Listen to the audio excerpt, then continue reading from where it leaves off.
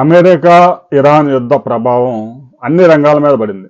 ముఖ్యంగా విమానయాన రంగం తీవ్రంగా నష్టపోయింది.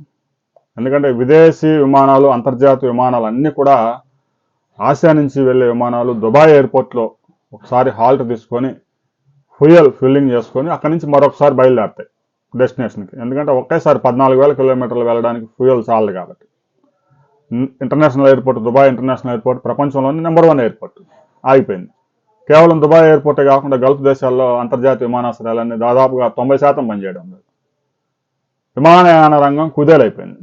ఇక అదొక దెబ్బ అయితే, విమానయాన రంగంలో విమానయానాన్ని నడిపించడంలో ఖర్చు 40% ఫ్యూయల్లే.